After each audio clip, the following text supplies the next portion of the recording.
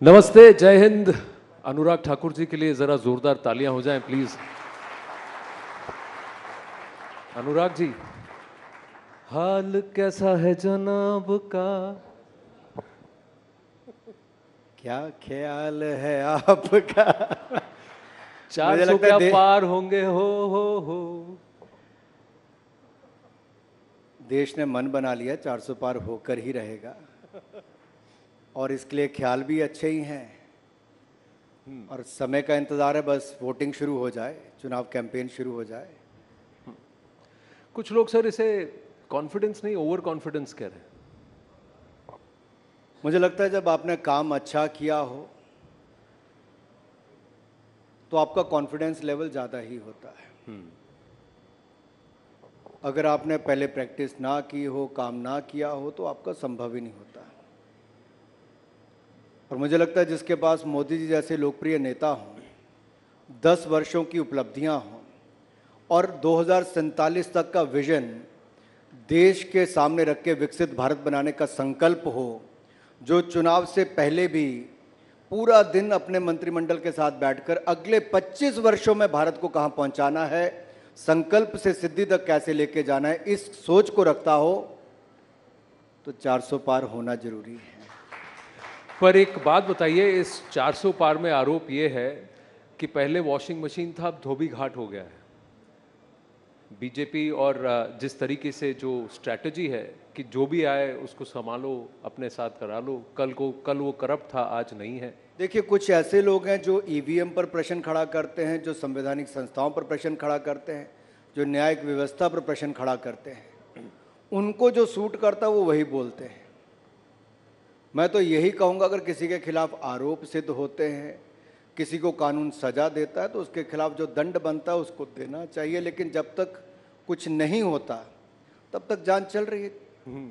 पर वो कुछ तब नहीं होता जैसे ही वो बीजेपी में आ जाते हैं, तब तक होता है जब तक बीजेपी में नहीं होता। ऐसा बिल्कुल भी नहीं है। ऐसे बहुत सारे उदाहरण होंगे जहां पर समय के साथ साथ, अब कई वर्षों में देखिए, नेशनल हेराल्ड में राहुल गांधी जी और सोनिया जी बेल पर हैं, लेकिन दूसरी ओर मनीष सिसोदिया जी, संजय सिंह जी, सत्येंद्र जैन जी जेल में हैं। कोई शराब घोटाले में जेल में है, कोई नेशनल हेराल्ड घोटाले पे बेल पे है। लालू यादव जी एक मामले में जेल में जाए, दूसरे मामले में जांच चल रही है। अरविंद केजरीवाल जी 9 सम्मन आने के बाद भी ईडी के सामने पेश नहीं होते, लेकिन राजनीति में आने से पहले बहुत ज्ञान कांग्रेस को बांटते थे, आज उन्हीं के साथ हाथ मिलाकर बैठे हैं। ये अरविंद केजरीवाल जी से इतना प्यार क्यों है? कहीं ना कहीं हर दिन किसी ना किसी बहाने उन्हें समन दिया जा रहा है। नहीं, बहाने नहीं, कारनामे के कारण दिया जाता है। एक ऐसा व्यक्ति जो झूठ की पराकाष्ठा, उनके झूठ दुनिया में सबसे ज्यादा कोई और सबसे सफाई के साथ बोलने वाला है, तो उनका नाम है अरविंद केजरीवाल जी। राजनीति में आने से पहले कहा बेटी की कसम खाता हूं नहीं आऊंगा, फिर कहा बड़ी गाड़ी नहीं लूंगा, फिर कहा सिक्योरिटी नहीं लूंगा। सबसे बड़ी गाड़ी भी ली, 2 राज्यों की सिक्योरिटी भी ली, सबसे बड़ा बंगला भी लिया, शीश महल के रूप में बनाया भी, करोड़ों रुपए खाए भी, और जो कहते थे ईमानदारी के साथ सरकार चलाऊंगा, सबसे भ्रष्ट सरकार चलाने का रिकॉर्ड किसी के नाम पर है तो आम आदमी पार्टी और अरविंद केजरीवाल जी के नाम पर है। पंजाब में सरकार बनाते स्वास्थ्य मंत्री का इस्तीफा हो गया भ्रष्टाचार के चलते, दिल्ली का स्वास्थ्य मंत्री जेल चला गया भ्रष्टाचार के चलते, और दिल्ली का शराब मंत्री जिसको ईमानदारी का सर्टिफिकेट ये देते थे, आज कितने महीनों से जेल में बैठा है, बेल भी नहीं हो पा रही।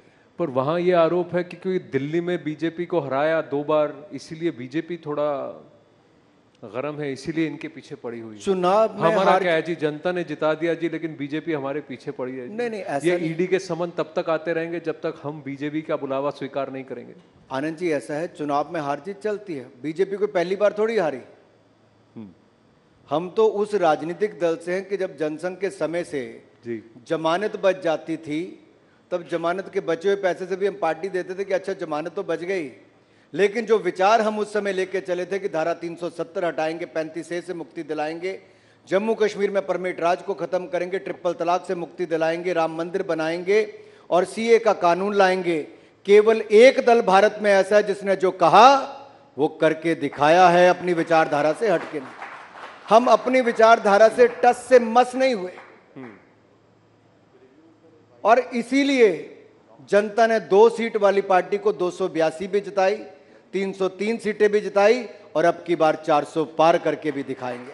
देखिए, ये जो आप कॉन्फिडेंस कह रहे हैं ना जनता का, this is being represented very differently in the western media. Harvard has come out and said कि the coming elections are not a good thing for democracy, it's a worry. Harvard की एक latest study आई है। V-Dem कहता है कि हम एक electoral autocracy हो गए। ये विदेशी मीडिया को आपसे इतना प्रेम क्यों है? मुझे लगता है गुलामी की मानसिकता से हम सबको बाहर निकल जाना चाहिए। आज दुनिया भारत की ओर देख रही है कि भारत नए मापदंड क्या तय कर रहा है। जब कोविड के समय दुनिया के बड़े बड़े देश जो नहीं कर पाए, जो कहते थे यही विदेशी मीडिया कि भारत में करोड़ों लोग मर जाएंगे महामारी और भूखमरी के कारण, आज मैं इस मंच पर कह रहा हूं मोदी का नेतृत्व था, महामारी से भी बचाया, भूखमरी से भी बचाया, 2 वैक्सीन भी बनाई, 220 करोड़ वैक्सीन मुफ्त में लगाई भी और 80 करोड़ लोगों को मुफ्त में अनाज पिछले 3 साल तो दिया ही, अगले 5 साल की गारंटी भी मोदी की गारंटी है। उस समय जब दुनिया कहती थी कि यूक्रेन रशिया के युद्ध में भारत को ये नहीं करना चाहिए, वो नहीं करना चाहिए, हमने गैस भी खरीदा, तेल भी खरीदा। जब दुनिया ने दबाव बनाया तब कहा हमें भारत की ज़रूरत को पहले देखना है, हमें अपनी एनर्जी सिक्योरिटी 140 करोड़ लोगों के लिए पहले देखनी है। और भारत ने जो निर्णय लिया हम उस पर खड़े रहे। ये पुराना भारत नहीं, ये नया भारत है और नए भारत की बुलंद तस्वीर इससे नजर आती है जब 10वें नंबर की अर्थव्यवस्था लड़खड़ाती चरमराती अर्थव्यवस्था से आज दुनिया की 5वीं सबसे बड़ी अर्थव्यवस्था भारत बनकर खड़ा हुआ। लेकिन जब यही इंटरनेशनल मीडिया फ्रंट पेज पे प्रधानमंत्री के चेहरे के इंटरव्यू को लिखती है या छापती है या कुछ भारत के बारे में अच्छा कहती है, तो फिर आप ही सबसे ज्यादा कहते हैं कि देखिए इसको दिखाइए इंटरनेशनल मीडिया हमारे बारे में क्या कह रही है।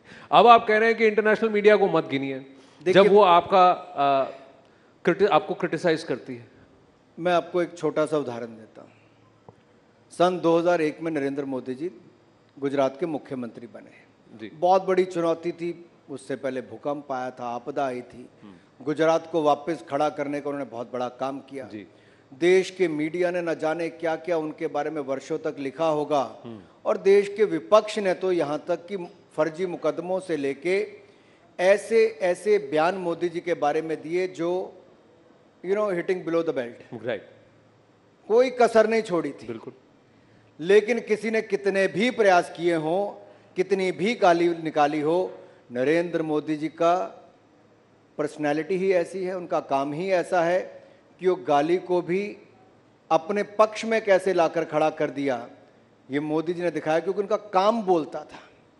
किसी ने कहा मौत का सौदागर, किसी ने कहा नीच, किसी ने कहा गंदी नाली का कीड़ा, किसी ने कहा चाय बेचने वाला है। लेकिन देश की जनता समझदार थी जिन्होंने देश बेचने वाली कांग्रेस को नकार दिया, ईमानदार चाय बेचने वाले को देश का प्रधानमंत्री। हमने ईमानदारी के साथ आनंद जी 10 साल सरकार चलाई। 1 रुपए का भ्रष्टाचार का आरोप नरेंद्र मोदी की सरकार पर नहीं है, ना मोदी जी पर है, न उनके किसी मंत्री के ऊपर है। और हम आगे के लिए भी जनता को विश्वास दिलाते हैं, ईमानदारी के साथ देश को आगे बढ़ाएंगे, 5वें पर नहीं रुकेंगे। दुनिया की तीसरी सबसे बड़ी अर्थव्यवस्था हम भारत को बनाएंगे। लेकिन खेल नैरेटिव्स का भी है अनुराग जी। देखिए, you are the information and broadcasting minister, तो इसलिए मैं वापस आपसे पूछूंगा कि अंतर्राष्ट्रीय अकेडमियां आज भी भारत को जिस नज़र से देखती है, वहाँ ये कहती है कि मोदी सरकार के अंदर ये एक इलेक्टोरल ऑटोक्रेसी हो रही है, यानी कि डेमोक्रेटिक तानाशाही। इस लेवल तक कहा जाता है कि जनता वोट जो भी दे रही है ये डेमोक्रेटिक प्रोसेस नहीं है, क्योंकि सारे इंस्टीट्यूशंस आपने कंट्रोल कर लिए हैं। ईडी आपके इशारे पर समन भेजता है, सीबीआई आपके इशारे पर अरेस्ट करती है, मीडिया तक को गोदी ही कह दिया जाता है। चलो मैं आपसे इसका उत्तर देता हूं। पहली बात तो जांच एजेंसियां स्वतंत्र हैं, किसी को भी भ्रष्टाचार के मामले में बुला सकती हैं। दूसरी बात ये कहता हूं, आप में से किसी को ईडी का नोटिस आया? यहाँ पे सब साफ बैठे हैं, ईमानदार बैठे हैं। अब जिसने गलत काम किया होगा उसको ईडी का नोटिस आएगा। अब हमने वायदा क्या किया था 10 साल पहले? भ्रष्टाचार मुक्त शासन देंगे। हमने अपनी ओर से भ्रष्टाचार मुक्त शासन दिया। हमने कहा था भ्रष्टाचारियों के खिलाफ कड़ी कार्रवाई करके दिखाएंगे। अब आप तय कर लो कि भ्रष्टाचार के खिलाफ कार्रवाई करनी चाहिए, नहीं करनी चाहिए। पर कार्रवाई तो तब भी अगर करनी ईडी चाहिए ने- अगर वो पाला छोड़ के बीजेपी में आ जाए नहीं ना। आनंद जी, अगर ईडी ने कार्रवाई की, सीबीआई ने कार्रवाई की, कोर्ट है कि नहीं है? हाँ, न्यायालय में जब वो जाते हैं क्या उनको बेल मिल गई? अगर राहुल गांधी जी, सोनिया गांधी जी को बेल मिल जाती तो वो ठीक है, अगर मनीष सिसोदिया, संजय सिंह या सत्येंद्र जैन को बेल नहीं मिलती तो गलत है। चित भी मेरी पट भी मेरी, ऐसा कैसे चलेगा भाई? नहीं उनको बेल मिल रही है, यहाँ आपको बेल नहीं मिल रही, तो पूछ रहे हैं कि भाई वहां मिल रही है, यहाँ क्यों नहीं मिल रही? इतनी किसको नहीं मिल रही? आम आदमी पार्टी को, उनके नेताओं को। भाई भ्रष्टाचार किया, सबूत है, वहां पे सारे आरोप हैं। अब ये तो मैं और आप किसी चैनल पे बैठ के तय नहीं कर सकते किसको बेल देनी किसको नहीं देनी। ये न्यायिक प्रक्रिया है। मुझे तो अपने देश के कानून पे विश्वास है, न्यायालय पे विश्वास है, न्यायपालिका पे विश्वास है। नहीं, ये जो प्रोसेसेस को कंट्रोल करने की बात है, हिमाचल कोई में जो हलचल, process- हिमाचल में जो हलचल हुई, अब आप देख रहे हैं 15 महीने में वहां सरकार डगमगा रही है। वहां भी कहीं ना कहीं दोष बीजेपी को दिया जा रहा है कि भाई हमें नहीं चुना तो तुम्हारी सरकार भी नहीं चलने देंगे। घर आपसे ना संभल पाए, आरोप पर हम पे लगाए। पिछले 9 महीनों से उनके विधायक एक के बाद दूसरा आरोप लगाता था कि मुख्यमंत्री सुनता नहीं है, जो वायदे किए वो पूरे होते नहीं हैं, उनके काम अपनी सरकार में होते नहीं थे, सरकार में अहंकार घमंड पूरा भरा हुआ था। और ये सरकार बनने के पहले दिन मुख्यमंत्री ने कहा कि हमने 97% हिंदू जहां रहते हैं हिंदुओं को हराकर ये सरकार बनाई है। ये घमंड और अहंकार था। फिर जो वायदे किए थे कि 1500 रुपये नारी शक्ति को देंगे, वो 1500 रुपया महीना नहीं दिया, 15 महीने बीत गए। वो 24 लाख महिलाएं प्रदेश की पूछती कि 1500 रुपया महीना कहाँ है। 5 लाख युवाओं को कहा था सरकारी नौकरी देंगे, नहीं दी। वो पूछते हैं सरकारी नौकरी कहाँ है। इन्होंने कहा था 2 रुपये किलो गोबर, 100 रुपये लीटर दूध खरीदेंगे, नहीं दिया। 600 करोड़ रुपया स्टार्टअप फंड के लिए देना था, नहीं दिया। इन्होंने कहा था बागवानों को उचित दाम देंगे, मुंह मांगे दाम देंगे, नहीं दिए। यहाँ तक कि सेब और फल और उनको नदी और नालों में बहाने की नौबत आ गई। अब ये सरकार का दुखड़ा और रोना, ये दुख भरी दास्तान मैं आपको क्या सुनाऊं। ये सुख की सरकार नहीं, ये दुख भरी दास्तान थी इनकी। पर आपने कहा कि कांग्रेस ने कोई बातें पूरे नहीं किए, लेकिन जनता ने वोट तो कांग्रेस को दिया, बीजेपी को नहीं दिया था। 6 विधायक गए हैं, ऐसा तो नहीं कि पूरी की पूरी सरकार वहां पर रिवोल्ट हो गई। कहा यह जा रहा है कि बीजेपी जहां पर भी स्थिर नहीं है या आउट हो जा रही है, आज की तारीख में वो ऐसा कर रही है कि वहां की लोकल सरकारों को अस्थिर कर रही है। ये आरोप सही है कि गलत है? देखिए बिल्कुल भी नहीं, बिल्कुल भी नहीं। आखिरकार हमने क्या कहा? हमने तो कुछ नहीं कहा। अगर सरकार में इतना दम होता, उनको लगता कि उनके पास मेजॉरिटी है, तो क्यों नहीं वोट करवाया? क्यों आनंद फानंद में फाइनेंस बिल पास करवा दिया? क्यों हाउस एडजॉर्न कर दिया? क्यों नहीं वोटिंग तक लेकर गए? कांग्रेस को उस समय भी लगता था कि उनकी सरकार अल्पमत में आ गई है, अपना चेहरा बचाने के लिए किया है। और स्पीकर ने जिस तरह से उनको सस्पेंड किया, वो अपने आप में एक प्रश्न चिन्ह उसके ऊपर खड़ा करता है। लेकिन अब जनता के बीच में जाएंगे, 6 की 6 सीटें वो भी जीतेंगे और लोकसभा की सीटें जीतकर भी, हमने पहले भी 4 की 4 जिताई थी, अब की बार फिर 4 की 4 हिमाचल से भी जिताएंगे और देश में 400 पार करके भी दिखाएंगे। हिमाचल की हलचल की बात कर रहे हैं तो विक्रमादित्य जी की बात याद आई मुझे कि वो रामलला की प्राण प्रतिष्ठा में गए थे। बीजेपी के बहुत सारे नेताओं को किसी को भी न्योता नहीं मिला, सबको कहा गया आप बाद में जाइए। जिनको न्योता मिला, आधे से ज्यादा ने जाने से मना कर दिया राजनीतिक पार्टियों में से। विक्रमादित्य जी वहां गए, वैसे ही हलचल शुरू हो गई कि हिमाचल में कुछ होने वाला है। ऐसा क्यों है? क्या कोई बीजेपी में ना होकर राम मंदिर की प्राण प्रतिष्ठा में नहीं जा सकता था? इस पे मुझे लगता है जितनी राजनीति जितने हल्के स्तर तक लोगों ने की है, वो बहुत दुर्भाग्यपूर्ण है। मुझे लगता नहीं दुनिया का कोई ऐसा देश होगा जहां पर जो बहुसंख्यक होंगे उनको 500 वर्ष तक अपने ही देश में इंतजार करना पड़ा हो। रामलला की जन्मभूमि पे भव्य राम मंदिर के निर्माण के लिए 150 साल तक मुकदमा लड़ना पड़ा हो। लेकिन हमने इंतजार भी किया, मुकदमे भी लड़े और जो कहा था वो करके भी दिखाया।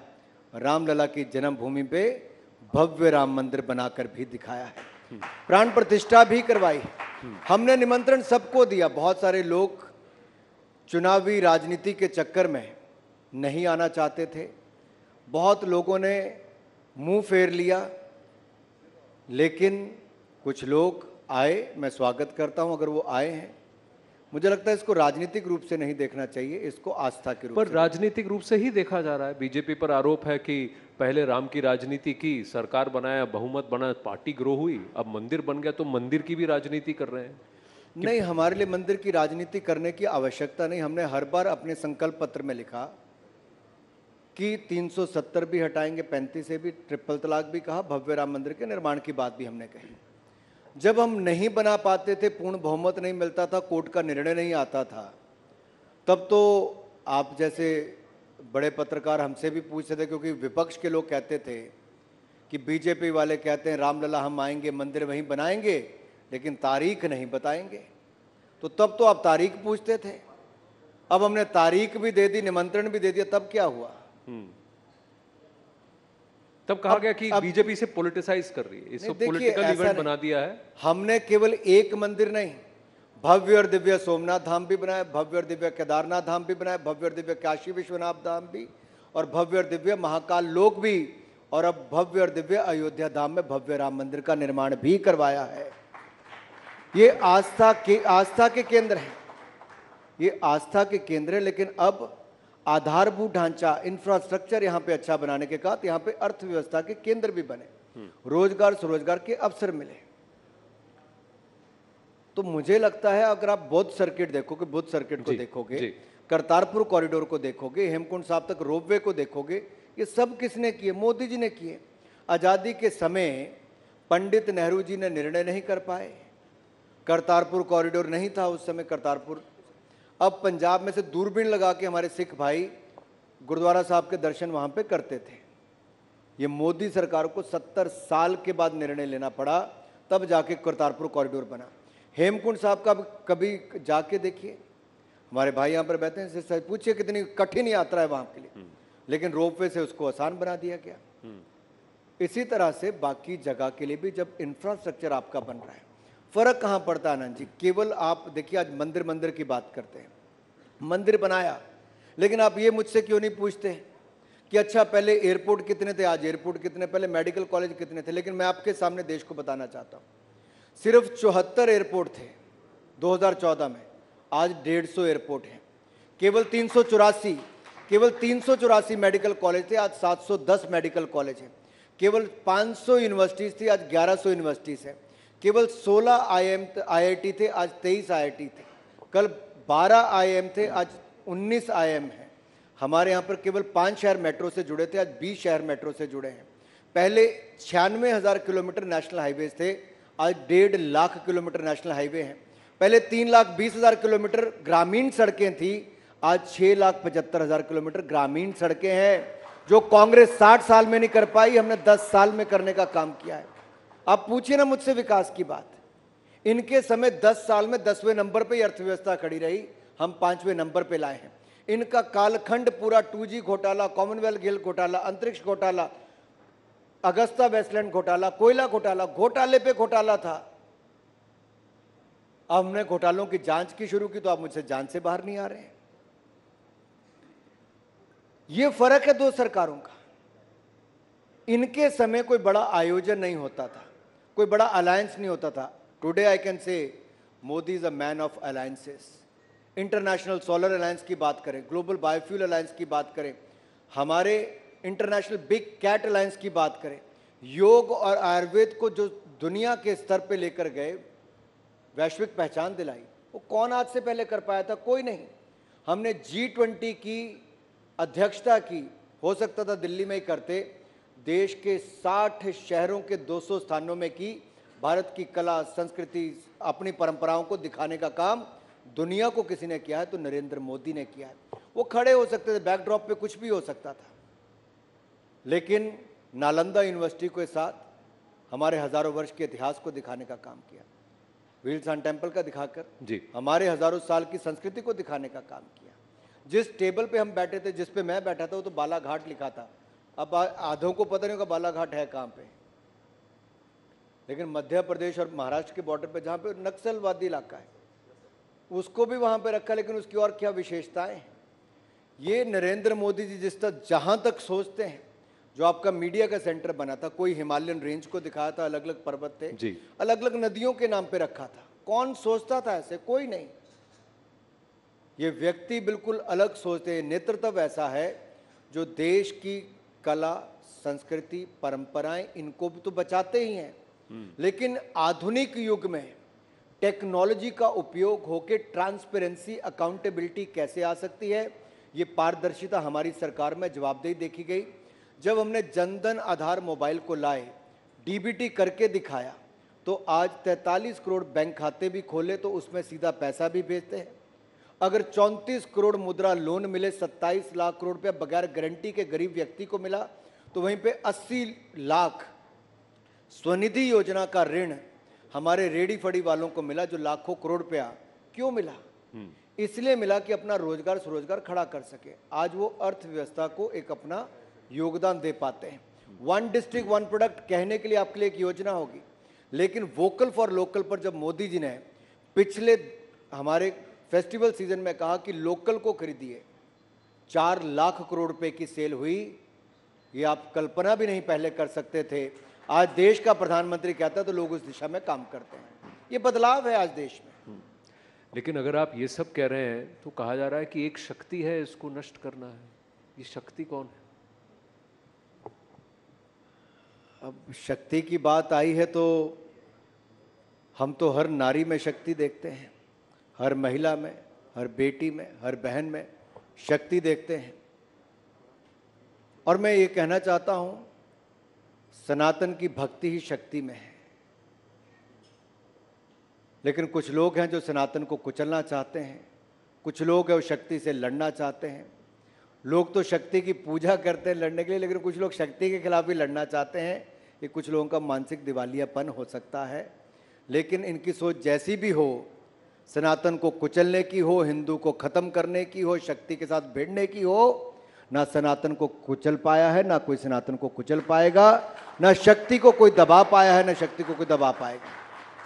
पर अगर इसे ऐसा देखा जाए कि एक शक्ति है जो सनातन का प्रयोग कर कर और ज्यादा ताकतवर बनने की कोशिश कर रही है, शक्तिमान होने की कोशिश कर रही है, ये वो शक्ति है जो मनुवाद की प्रचारक है। ये वो शक्ति है जो इस देश के अंदर एक ऐसा माहौल बनाना चाहती है कि मेरी ही चलेगी और किसी की नहीं चलेगी। ये आरोप है। या देवी सर्वभूतेषु शक्ति रूपेण संस्थिता नमस्तस्ये नमस्तस्ये नमस्तस्ये नमो नमः। अब इसमें तो शक्ति के रूप में मैंने पहले भी कहा, सनातनी के लिए तो शक्ति में ही भक्ति हमारी जो है वो शक्ति के रूप में ही करते। अब कुछ लोग हैं जो इस सोच के साथ चले, अब उनके बारे में मैं कितनी टिप्पणी करूंगा। पहले उनके कुछ गुर्गे थे जी। गुर्गे मैं इसलिए कहता हूं क्योंकि पहले अलायंस पार्टनर्स के थ्रू एक राज्य से शुरू हुआ जी। वो कहते थे हम सनातन को कुचल देंगे। हाँ। कोई कहते थे राम मंदिर के, हाँ। राम मंदिर के पूरे भव्य निर्माण के बाद जब नरेंद्र मोदी जी अयोध्या धाम गए तो एक राज्य ऐसा भी है जिसने दक्षिण भारत के मंदिरों में उसके लाइव प्रसारण को बंद कर दिया। सुप्रीम कोर्ट को निर्णय देना पड़ा। क्या आज हमें भारत में अपने मंदिर में आस्था के केंद्रों पर इस तरह से कोई राज्य की सरकार करे तो क्या उचित है? और उनके ही नेता मुख्यमंत्री के पुत्र कहते सनातन को जड़ से खत्म कर देंगे, गंदी गंदी बीमारियों के साथ उसको जोड़ के देखते हैं। ये क्या सोच है? और राहुल गांधी जी चुप बैठते हैं। फिर उनके दूसरे मंत्री जो घोटाले में 2G में उनका नाम आया था वो बोलते हैं। इसके बाद इनके मुख्यमंत्री पहले हिमाचल प्रदेश के बोलते हैं कि हम तो हिंदुओं को हरा कर आए हैं। फिर संदेश खली में शक्ति को कुचलने का, अपमानित करने का काम एक महिला मुख्यमंत्री के नाक तले होता है और संरक्षण उस नेता को देती है जो उसके पार्टी से सीधा जुड़ा है। संदेश खली का संदेश आज देश की गली गली तक गया है, लेकिन संदेश ये गया है कि एक महिला मुख्यमंत्री भी महिलाओं को सुरक्षित नहीं रख पाई। उसके रहते उनकी अस्मिता लुटी, उनके घर बार लुटे, उनके साथ जो खिलवाड़ किया गया।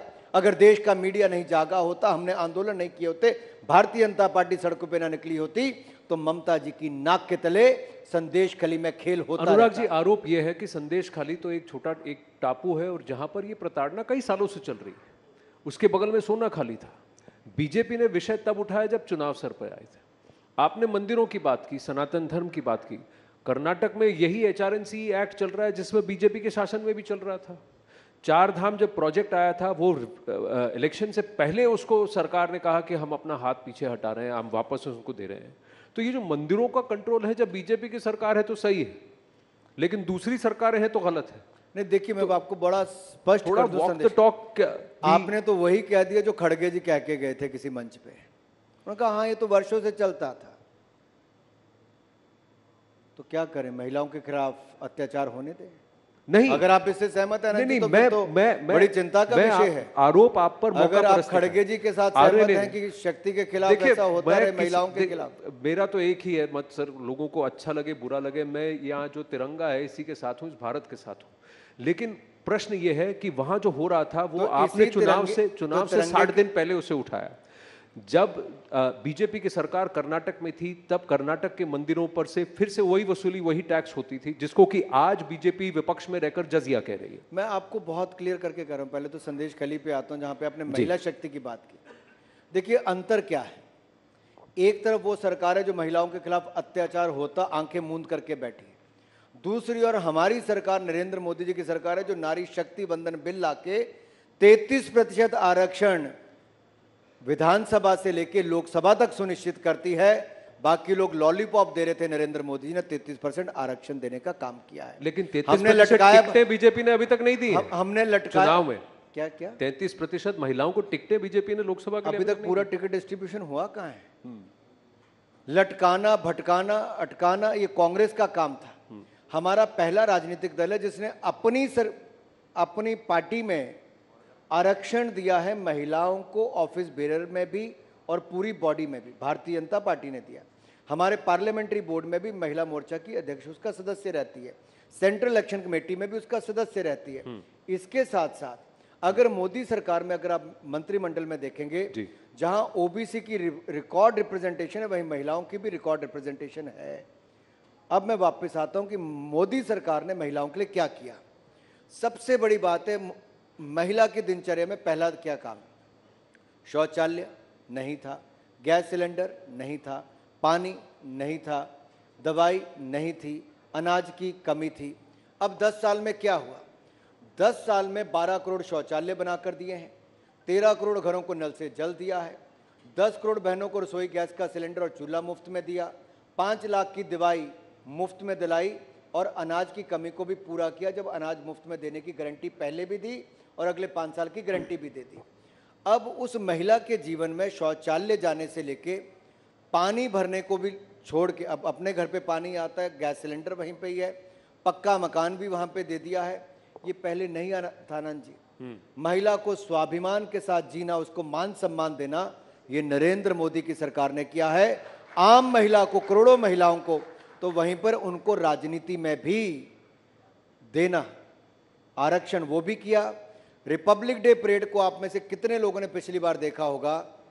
आप लास्ट 2 रिपब्लिक डे परेड देखिए।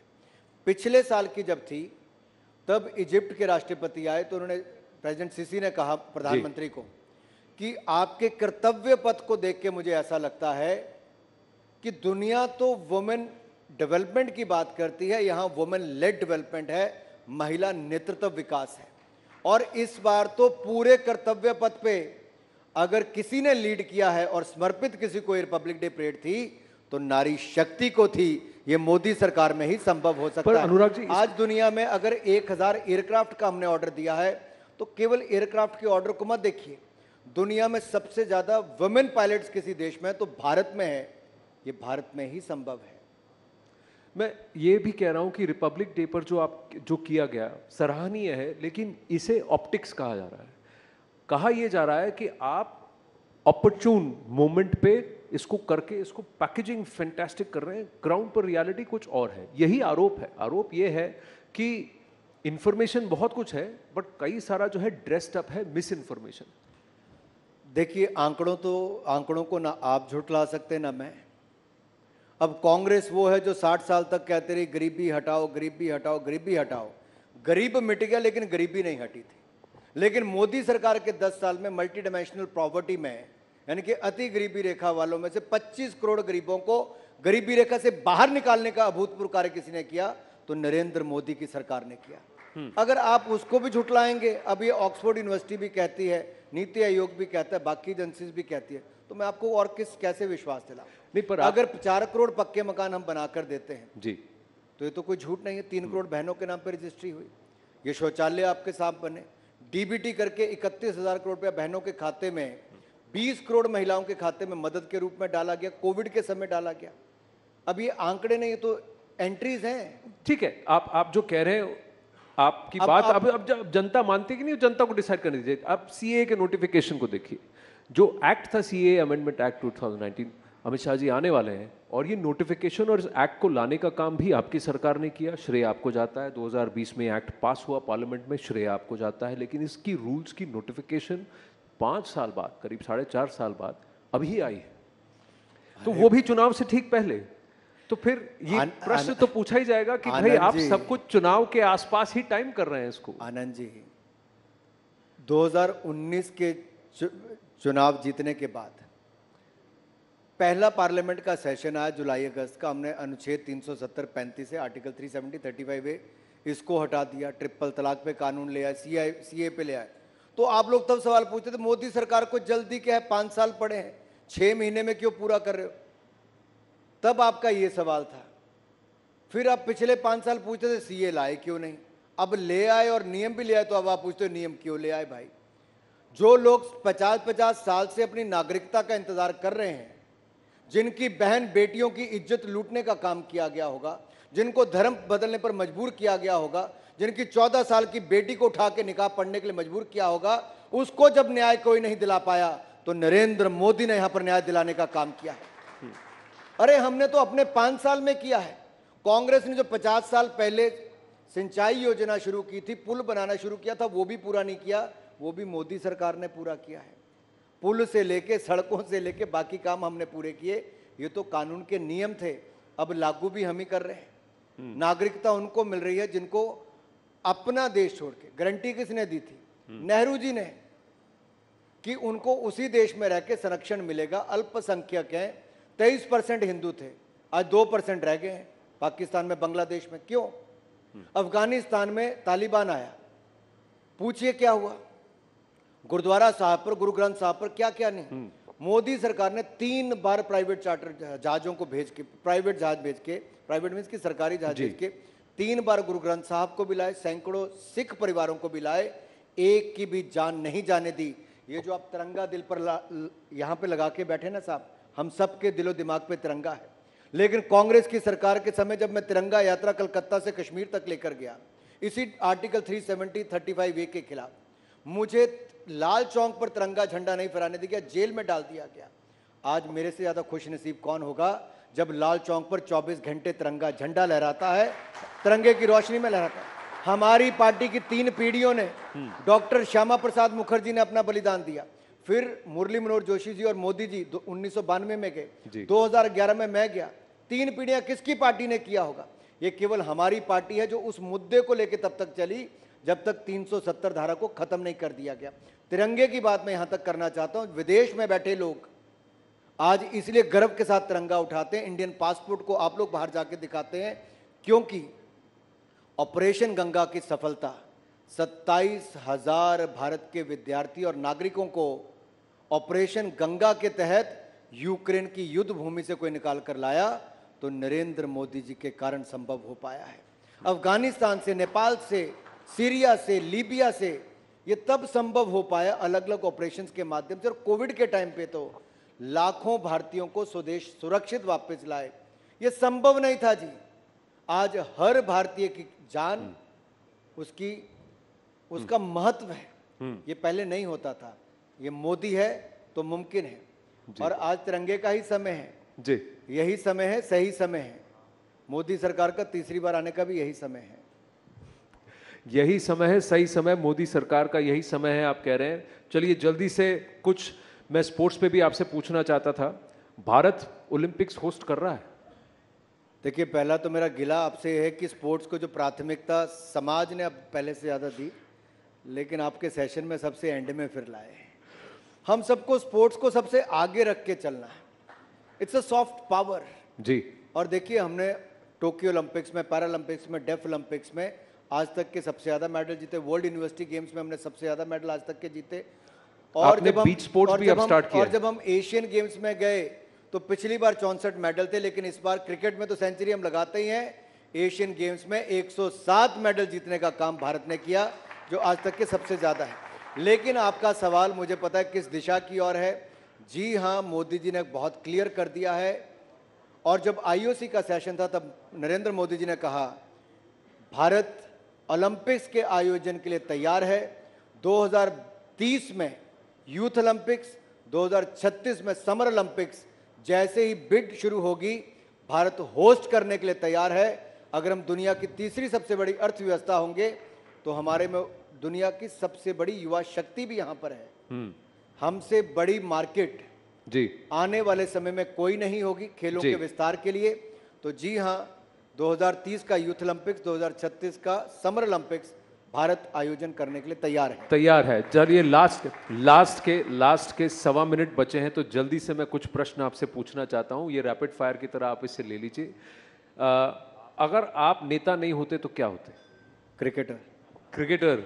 टेरिटोरियल आर्मी आपने छोड़ दिया, पर क्रिकेटर होते। ठीक है।